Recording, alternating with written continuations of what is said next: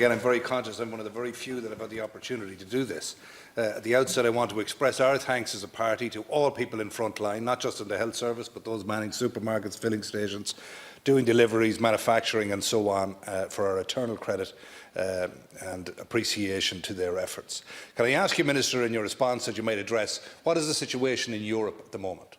Has there been discussions, for example, upon a mechanism being adopted to shelve, park, warehouse, whatever terminology you wish to use, the entire cost of this process? Obviously, it will be in the many hundreds of billions internationally. Certainly in the context here of Ireland, it will be in the tens of billions. What's absolutely essential is that whatever outcome or mechanism is identified, one needs to be, because this country cannot look ahead to another lost decade in terms of austerity to underpin measures that are going to need to be taken to underpin our economy. So where are we in a European context in terms of agreement? Where are the Germans and Dutch in particularly upon agreeing a mechanism? Because we're going to have to embrace mechanisms similar to the Marshall Plan in 1948 and indeed the London Agreements of the 1950s in terms of write-down of debts and considerations in that regard, if we are going to be equipped, either your government outgoing or any new government that may be formed, to take the sorts of measures that are going to be supportive of people and supportive of business and supportive of employment and looking after the social supports we will need to continue for those unable to, to look after themselves.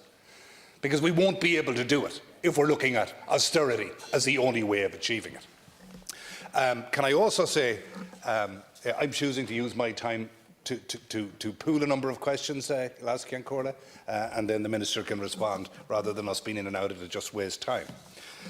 Can I also ask, in terms of the sorts of supports that are going to be considered from a business perspective, we're going to have to look at the sunken costs that many businesses, in fact all businesses, are facing at the moment, be that utilities, be it insurance, be it security, be it IT, be it others. In order to stand still, there are substantial costs. Those costs are going to have to be dealt with by way of direct grant aid. We cannot strangle the business community with debt that they can't manage and just feel that we've dealt with it. So there is going to be an element, call it helicopter money, call it direct grant aid, call it free money, whatever you like. Sorry, what?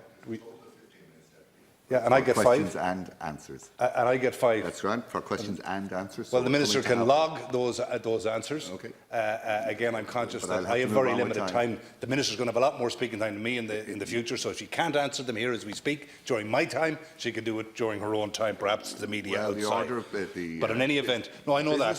So I'm being creative with the order, and we're wasting each other's time. Sorry, Lascian Corla. You're eating into your colleague's time. No, he'll have 5 minutes too, as I understand it.